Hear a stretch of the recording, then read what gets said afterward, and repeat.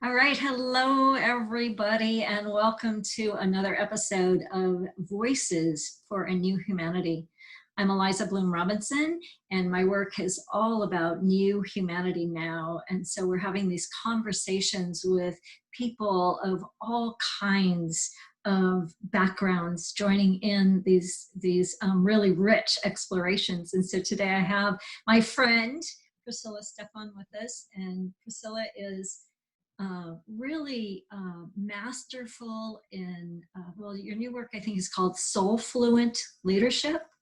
And I've Yes. watched you over the years. You're very progressive in what's going on with the soul and what's going on with the new humanity.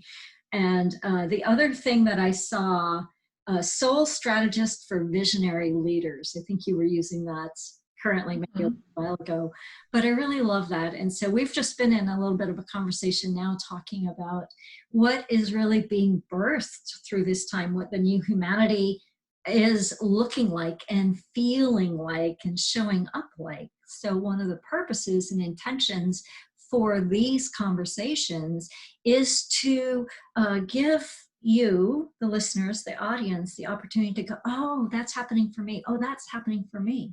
If you're not quite sure what new humanity now means or how to be in it, we're opening up space with very real conversations about what it's showing up like and how it's impacting us who are playing in it. So welcome, Priscilla. Thank you so much for being here. Thank you. So happy to be here. Do you want to share just a little bit about who you are and how this is, just jump right in with how this whole idea of new humanity is showing up in your work, in your world? Yes. Well, 3 years ago, I received this body of work on Soulfluent Leadership archetypes, and it felt a little ahead of the times, talking about a world that works for everyone, talking about truly being joyful in our work. And at the time, I thought, oh my God, this is so Pollyanna in a time where everyone is like hustling and just like getting shit done. It was just like people are going to think I'm a quack and that I have no idea what I'm talking about. But then in the 3 years that it's taken for me to understand the work and to actually be ready to share it, the timing could not be more perfect, right? I went through my own initiation and kind of like, what do I do with this? How do I share it? And I was like, oh, the timing couldn't be better. And so for me, our time is a time where we get to create a world and explore the conversation of what does it mean to create a world and to live in a world and contribute in a world that works for everyone at the particular time where there are breakdowns in systems, processes, industries, supply chains, division in our communication, in points of view, and disharmony. I see that there's an opportunity for us to see that these breakdowns are actually opportunities for breakthroughs into new paradigms, new ways of being, new ways of creating and innovating that will actually create a world that works for most of us, at least, if not just for a select few. And so to me, when I think of a new humanity, I think of a new world, a new paradigm, a new level of consciousness that actually works for more of us than just a few. Yeah, I've been using something close to that phrase, within my background, my history as a Unity minister, and we've been using a world that works for all for, I don't know, a decade maybe. But now it feels like for the first time, we actually might get there. And I love that you talk about the breakdowns because it feels to me like it is in the breakdown that something new can really emerge, because we were so mired in systems that didn't work and haven't worked for a long time. So what might that look like to you? What does a world that works for all, what does that even like? Let's paint a picture of what that really feels like. I guess I would say, point. yes, I agree. And I think that, and in my work, it's called a 360 win, right? A world where everyone benefits. And I think that's a distinction, right? So in the traditional leadership model, sometimes we would work ourselves to the bone at the expense of our own well-being, of our own relationships, of vacation time. So a lot of our energy was focused in one bucket: work, success, and reaching external or financial markers, right? But now I think that we're being invited into a world where, okay, so what does creating a world that benefits everyone, starting with myself, look like, where I'm happy, where I am healthy, where I am nourished and energized, and then my business and my team and my employees and my company is excited and we're thriving, and then the community, and then the planet. So looking like I think of it as a dartboard, you know, like the 360 win is the bullseye, and then every ring is that's me, and then that's my community and my company and my relationships and the planet. Like, how can we even just begin to think of like, what would that even look like? And what I like about the work that I do is that we're not here necessarily to give the answers, but it's a place of genuine, authentic inquiry. What could that look like? What would it take? What would that even look like for me? And even further than that, is this something I even want to participate in? Because one of the things I say is that leadership, I don't believe leadership is an obligation. I think leadership is a choice, a conscious choice to make a difference. And what you decide that difference is going to look like, what shape, scope, format is completely up to you and based on your cycle of life. You know, some people are close to retirement. Some people are just gearing up, and that can look different, and that's okay.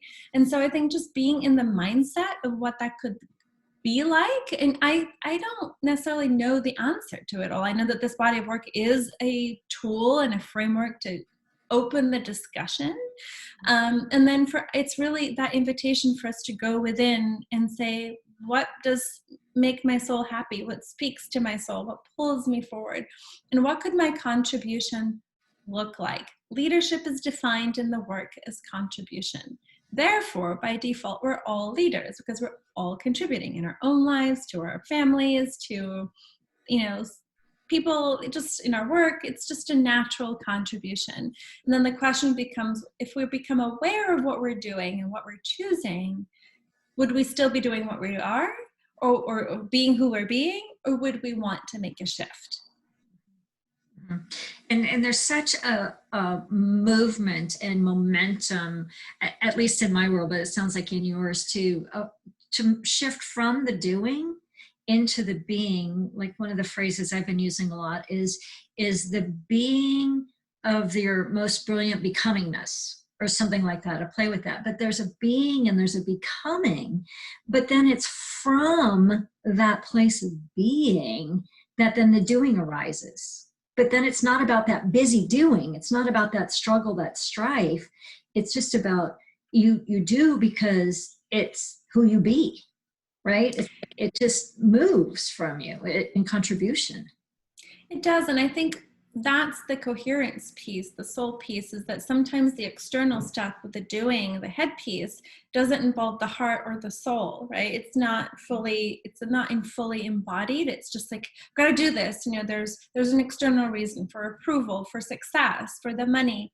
But what does the soul? Is the soul happy? Is your heart happy? Is your body happy? But when we come in at it from an internal place, which is the being, who am I being? Am I being peaceful? Am I being generous? Am I being kind? Am I being aligned and congruent? Then from that energy of coherence and congruence, which is incredibly magnetic and powerful, then the doing actually becomes simplified, and it's a lot less about the doing because it's more inspired, aligned action, congruent action, than all this busy, frenetic, chaotic energy that is just a huge waste of time, literally spinning wheels with smoke, but you're not really going very far. Right. And the density, like it feels so heavy, even as you're talking about that. And I know it's not, it's light, it's funner, if you will. It's yes. quicker because it's aligned. So a world that works for all people, but all systems and the planet. But also what I was really feeling into when you were saying that a few moments ago is body, mind, heart, soul, spirit. Our systems are aligned. And one of the things I love about these conversations, almost every single one of them uses the words, and I don't say them, but everybody does: coherence, resonance, magnetic, alignment, integration. You didn't say all those words, but you said all of that. Experience. The other piece and we're really seeing that it feels different. And I'm just interested in if you're experiencing this too, is there's a collaborative piece. It's like we've been, well, we did talk a little bit about this, solopreneurs. So many of us were, just busy behind our computers doing what we do, but there's something about this collective, like those of us who are lining up to new humanity. There's a collective that's not competitive. It's much more collaborative, whether that means we're all working on one thing or not. That doesn't have to mean that, but there's a collaborative of the energies that is exponentially quickening and expanding. Yes, absolutely. Because I even have a chart between traditional leadership qualities and then Soulfluent leadership qualities. And collaboration is a Soulfluent leadership quality precisely because we see that we create so much more. I love how you said exponentially together than through the competitive, because we're really stepping into this mindset and into it. The new paradigm truly is going from the me to the we, yeah. Right? And collaboration is a key part of that. And that is an exploration, and we can sometimes bump up against limiting beliefs of scarcity or competition, or am I special enough? Are they going to take this from me? And, and that's part of the cleaning up of the pipes in a way, I think, but collaboration is a core part of it. Flow, inspiration, joy, collective creations, the we, soul-inspired and soul-driven actions and ways of being. That's all Soulfluent leadership. And Soulfluent really means leadership contribution that is soul-led, and that creates a 360 win where everyone wins, and where we can actually create more by doing less and by being more authentic and true to ourselves. So it's really allowing ourselves to be fluent in the language of our soul, and more specifically fluent in the language of our leadership, which we do have from a soul perspective. It's almost kind of like built into us. And that can also evolve as we evolve in our contribution and our leadership as well. Yeah. It's so rich and so exciting. I love these conversations so much because everybody brings just a little bit of a different flavor to really the same thing that's happening across our globe, and that's bringing such creativity and such innovation, and also the whole kindness, compassion, oneness, allness that's arising from the old of separation into this much more collective new humanity now, right? Right, because I think that the old paradigm was very much based on, kind of Darwinian, survival of the fittest, and also separation designed to disempower many so that a few, in my opinion, could have more access to resources and power. Whereas now, Soulfluent leadership and the new paradigm of leadership is one where we're all equals. There is no hierarchy. No one's better than anyone else. We may have different attributes and specialties, but we all have something to give, and giving that space to flourish and to be explored means that then we can all create a world where we have access to more, for everyone. Yeah. Oh, it's brilliant and it's beautiful and it's happening now. So how can people find out more about the Soulfluent leadership? Yeah, they can go to PriscillaStephan.com, and if you can also take the free Soulfluent Leadership Archetype Quiz. There are 5 archetypes that will help you understand the primary energy that you have been operating from in your leadership.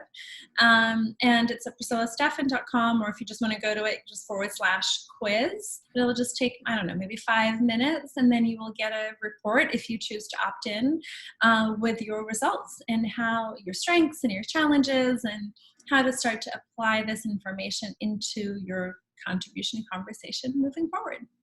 It's wonderful. It's brilliant. We'll have all those links in the description of the video so people can find you very easily. Thank you so much for being a part of the Voices for a New Humanity. And thank you. I'm so honored. Yeah, and for your stand for what we are being and becoming. Thank you. Likewise. Yeah, absolutely. All right, that's it for now. We'll see you all again real soon. Bye.